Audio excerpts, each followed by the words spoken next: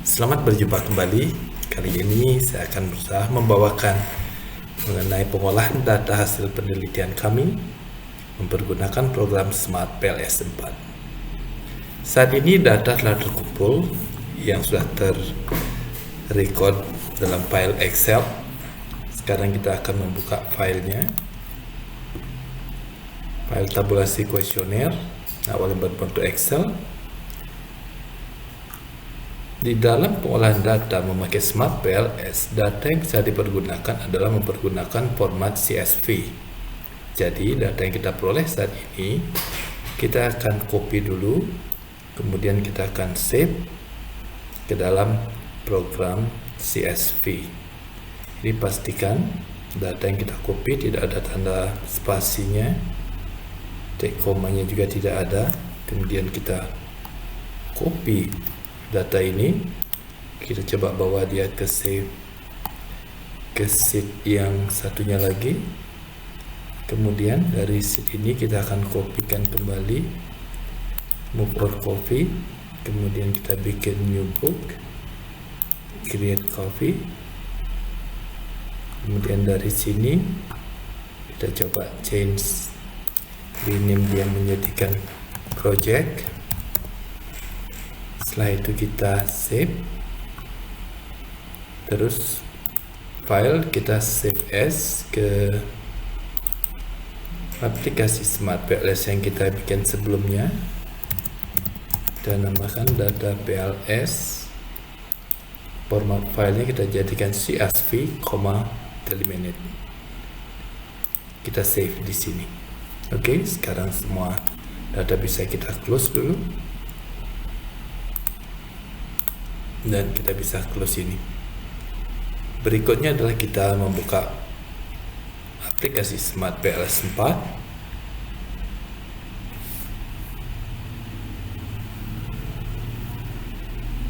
Di sini kita ke new project, kita namakan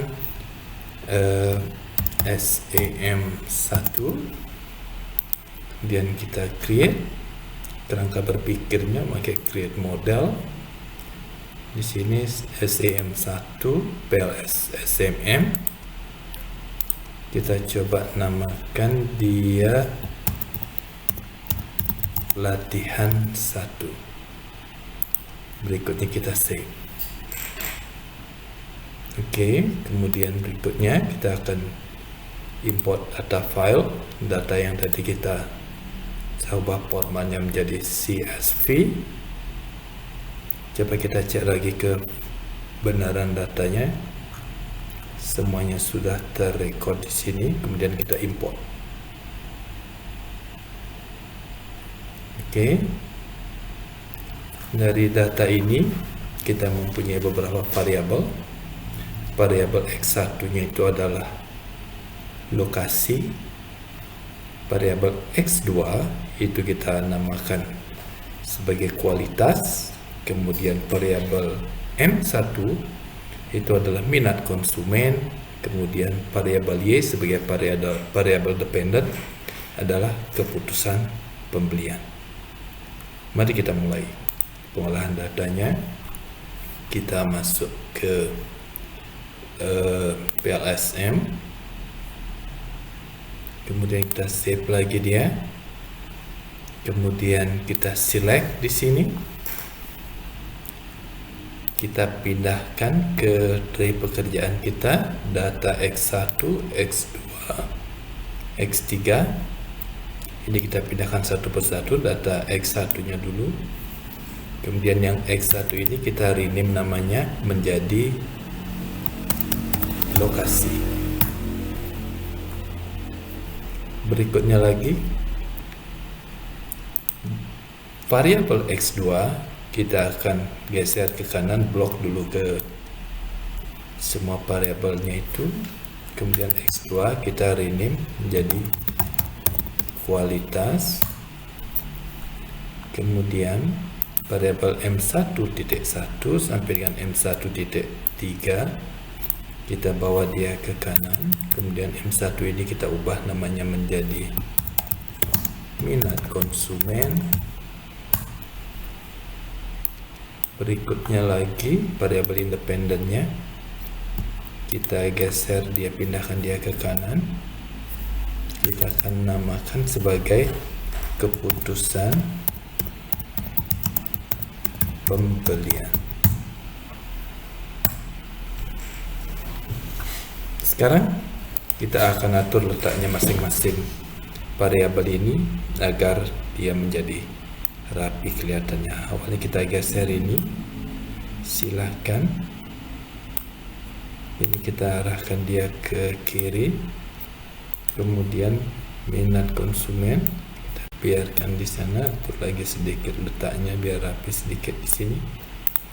Kemudian yang ini line left, atur lagi jaraknya.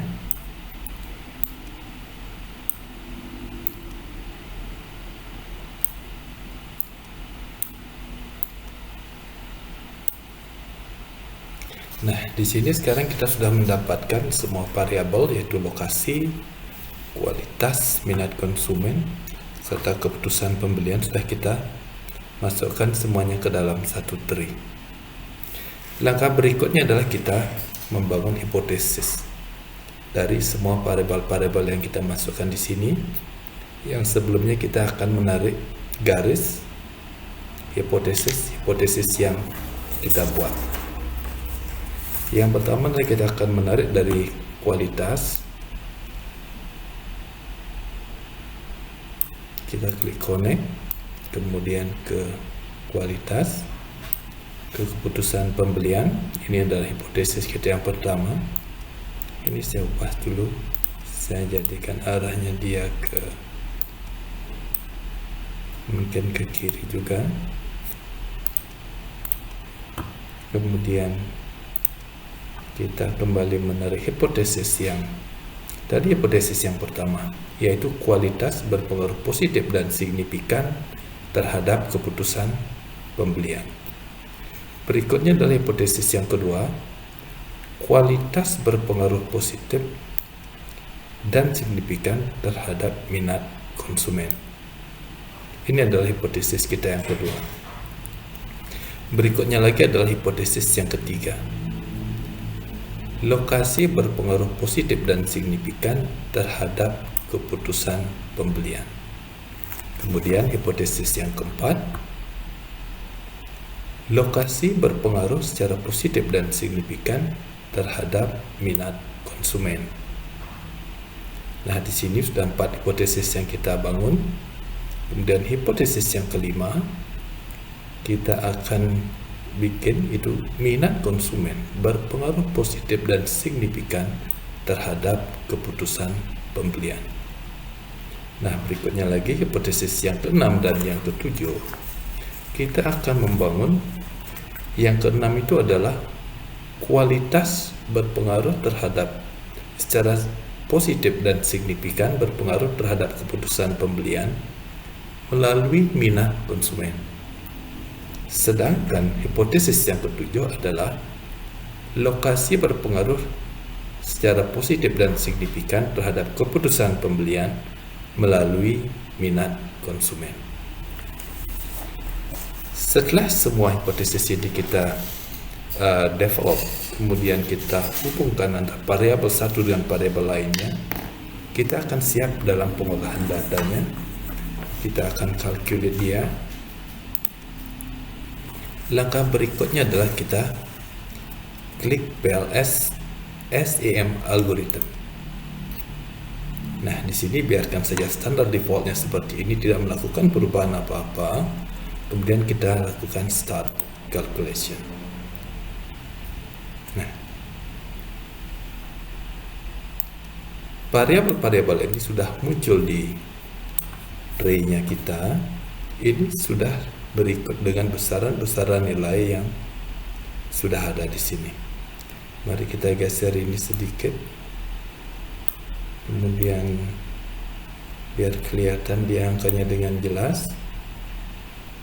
Dan saya rasa semuanya di sini sudah kelihatan angka-angkanya.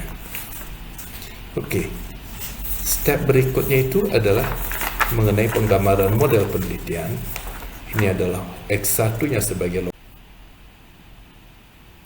Di di sini variabel yang X1 adalah sebagai lokasi, kemudian X2-nya adalah kualitas, X3-nya minat konsumen, X4-nya keputusan pembelian, dan semua variabel sudah termuat di dalam tray yang kita develop sebelumnya.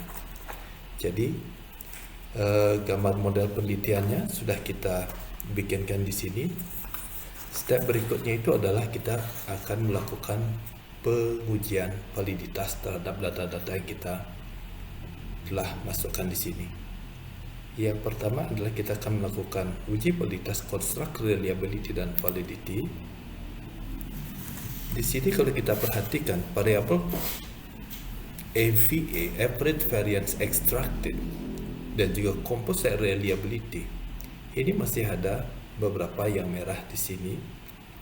Ini artinya data ini tidak valid lagi untuk bisa kita pergunakan, yang harus kita keluarkan atau eliminasi agar validitas data-data yang kita masukkan bisa kita pergunakan. Standar minimal di sini sebagai FVA-nya ini adalah sebesar 0,5.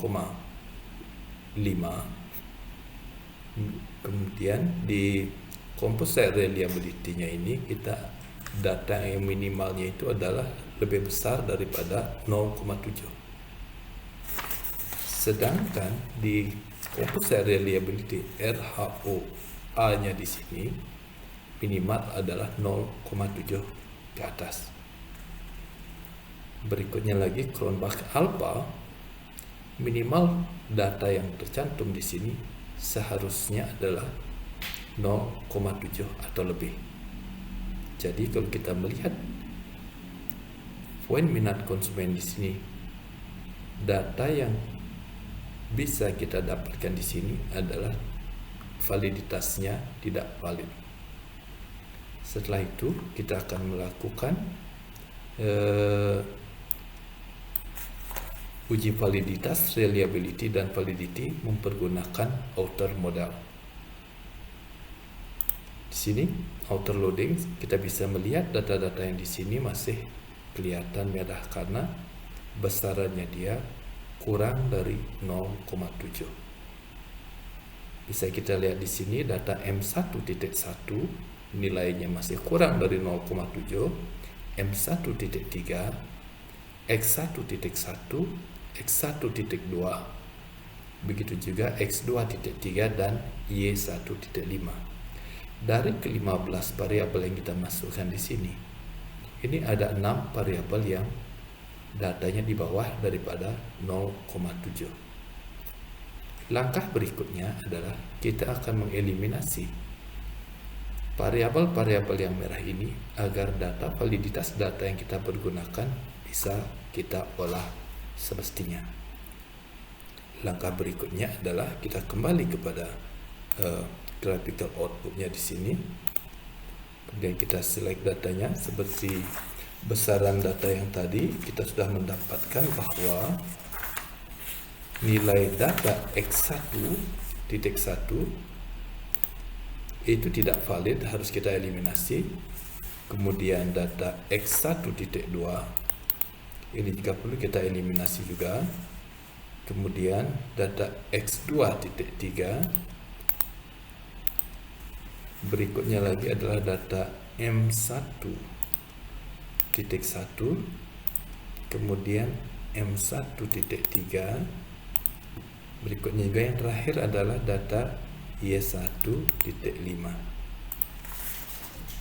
Nah, setelah data-data yang tidak memenuhi persyaratan kita eliminasi, kita bisa melakukan pengecekan ulang kembali dengan cara melakukan calculate lagi, kemudian klik PLS SEM algorithm, biarkan lagi semua parameternya seperti default, kemudian kita coba start di kalkulasi. Data yang kita peroleh sekarang berkurang karena ada 6 variabel sudah kita hilangkan value-nya tadi. Langkah berikutnya itu adalah kita coba ngecek kembali di construct reliability and validity. Nah, ternyata sekarang AVE-nya, average variance extracted-nya yang kita dapatkan itu sudah semuanya berwarna hijau. Artinya semua data yang ada di sini besarannya sudah memenuhi persyaratan sebagai minimum di angka 0,5. Berikutnya lagi composite reliability. Itu semuanya menunjukkan angka di atas daripada 0,7. Jadi data yang nilai kebesaran nilai yang tercantum di sini semuanya sudah memenuhi persyaratan untuk kita uji validitasnya. Kemudian juga kalau kita melihat Cronbach alpha, datanya di sini ada satu yang merah yaitu lokasi. Walaupun data dari Cronbach alpha ini besarannya adalah 0,55266 sama dengan composite reliability atau RHO DAS-A, ini mempunyai besaran yang sama yaitu 0,55266. Nah, kalau kita mengacu kepada Cronbach alpha, 0,5 ini termasuk di marginal value. Jadi walaupun di marginal value seperti itu, kita akan menggunakan nilai minimum datanya itu adalah di besaran 0,7. Berikutnya lagi kita akan coba ngecek kembali di outer loadings. Di sini juga semua data yang kita masukkan tadi setelah dihilangkan data-data yang tidak valid itu, kita sudah mendapatkan semua besarannya di atas 0,7. Oke. Nah, berikutnya lagi adalah kita akan melakukan uji validitas setelah tadi di construct reliability. Kecuali satu field, ini adalah lokasi, masih ada merahnya di sini, sedangkan composite reliability walaupun nilainya ini di bawah daripada 0,7, tetapi composite reliability dan average variance extractednya di sini sudah menunjukkan nilai yang valid. Kemudian kita lagi akan mengecek convergent datanya itu dari average variance extractednya ini sudah memenuhi persyaratan. Oke, kemudian berikutnya lagi kita akan melakukan pengecekan terhadap hipotesis-hipotesis yang telah kita develop sebelumnya. Jadi yang kita lakukan adalah kita kembali kepada menu awal, kemudian kita calculate di sini, pilihlah di bootstrapping. Nah, parameter yang ada di sini yang perlu kita lakukan perubahan itu adalah dari two tail ini kita ubah dia menjadikan one tail. Significance levelnya adalah di posisi 0,05, kita biarkan seperti defaultnya dia, kemudian kita melakukan start calculation.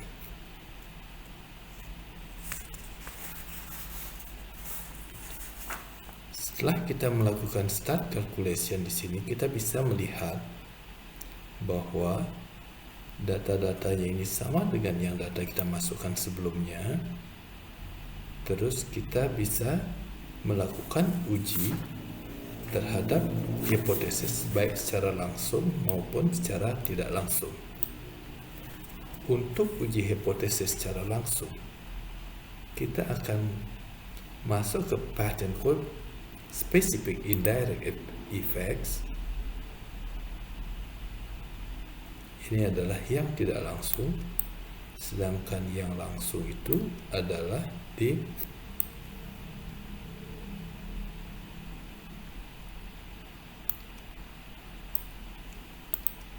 path coefficient dari data yang kita dapatkan. Di sini tabelnya menyatakan bahwa untuk hipotesis secara langsung ada dua hipotesis yang bisa diterima, sedangkan ada tiga hipotesis yang langsung yang ditolak oleh dapat saya jelaskan di sini, yaitu hipotesis yang pertama, yaitu kualitas berpengaruh positif dan signifikan terhadap keputusan pembelian. Kalau kita melihat koefisiennya di sini adalah positif. Kemudian sampel mean-nya 0,308 ini positif juga, di sini positif.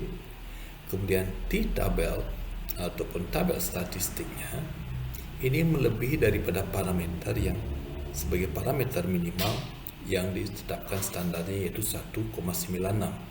Jadi T-tabelnya ini sudah memenuhi persyaratan. Berikutnya lagi adalah kalau kita melihat p-values-nya di sini adalah besarnya 0,0047, itu artinya kurang daripada 0,05. Jadi hipotesis ini sudah bisa diterima.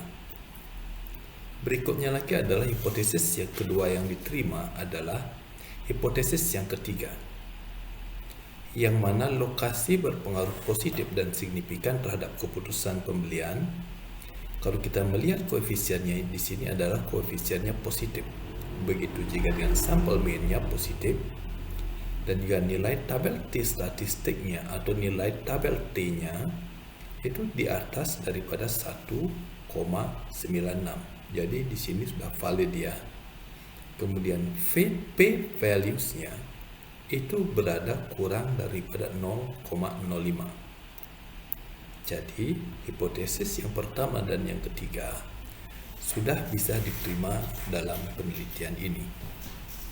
Sedangkan hipotesis yang kedua, yaitu kualitas berpengaruh positif dan signifikan terhadap minat konsumen.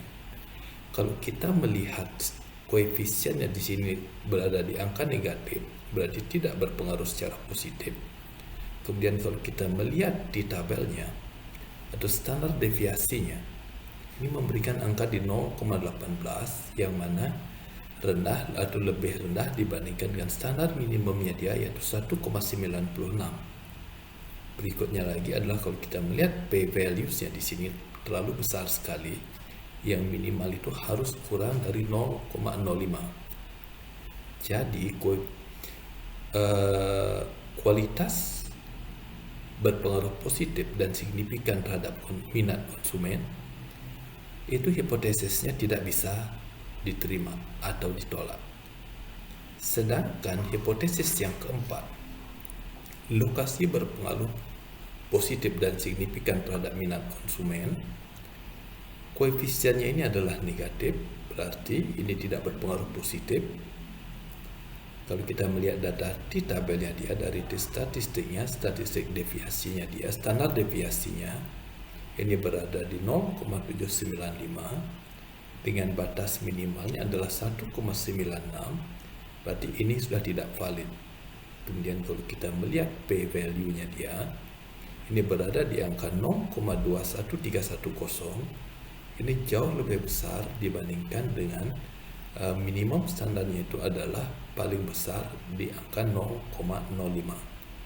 Jadi sekali lagi, hipotesis yang keempat ini tidak bisa diterima alias ditolak. Berikutnya lagi adalah hipotesis kita yang kelima, yaitu minat konsumen berpengaruh positif dan signifikan terhadap keputusan pembelian. Kalau kita melihat koefisiennya di sini berangka negatif 0,0899 sekian, ini koefisiennya negatif, berarti tidak berpengaruh secara positif dan signifikan. Kemudian kalau kita melihat di statistiknya di sini, minimum itu adalah 1,96 dan di sini masih berada di bawah daripada 1,96. Berikutnya lagi kalau kita melihat p-value yang di sini sebesar 0,14756, itu berada lebih besar dibandingkan dengan standar maksimalnya dia adalah 0,05. Jadi dapat kita simpulkan dari kelima hipotesis langsung yang kita tegakkan di awal, hanya 2 hipotesis yang bisa diterima, sedangkan 3 hipotesis lainnya ditolak. Berikutnya lagi adalah kita akan melihat hipotesis yang tidak langsung. Kemudian mari kita lihat berikut total specific indirect effects.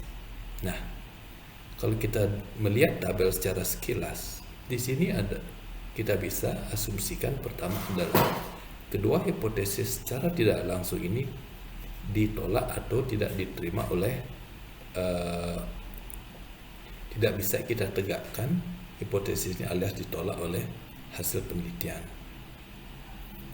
Jadi, lokasi berpengaruh positif dan signifikan terhadap keputusan pembelian melalui variabel minat dan konsumen itu memberikan hasil yang positif, tetapi di tabelnya dia berada di bawah daripada standar minimumnya dia yaitu 1,96,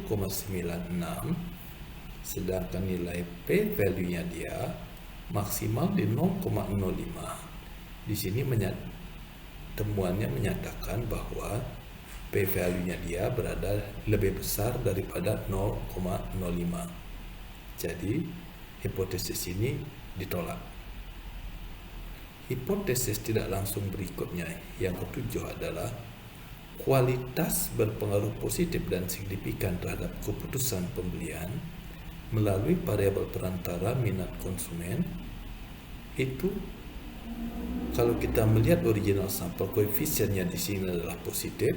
Kemudian kalau kita melihat T statistik standar deviasinya dia atau T statistik tabelnya menyatakan kurang dari 1,96 dan nilai P value-nya dia berada lebih besar daripada 0,05. Jadi hipotesis ini pun ditolak dan tidak bisa dimasukkan ke dalam hasil penelitian. Berikutnya lagi adalah bagaimana dengan R-square-nya. Untuk melihat R-square, evaluasi struktur model dengan menilai R-square yang kita dapatkan seperti tabel kita lihat dulu. Kita masuk ke PLS SEM dulu. Kita kembali lagi melihat R-square value-nya di sini. Kalau kita melihat dari tabel yang tercantum di sini mengenai keputusan pembelian, ini berarti kontribusi kontribusi lokasi dan kualitas terhadap keputusan pembelian adalah sebesar 0,46688 atau sekitar 46,688%. Itu dipengaruhi oleh lokasi dan kualitas. Berikutnya lagi adalah mengenai minat konsumen. Kalau kita melihat variabel yang di sini nilainya besarnya 0,01284 atau sekitar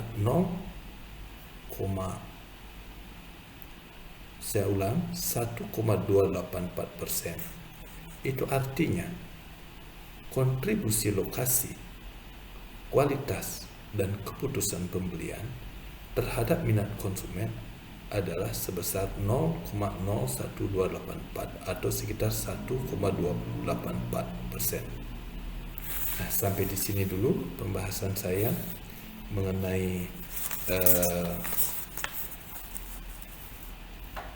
evaluasi daripada Smart PLS 4. Terima kasih, semoga bisa membantu untuk rekan-rekan yang sedang melakukan penelitian ataupun pengerjaan skripsi. Terima kasih.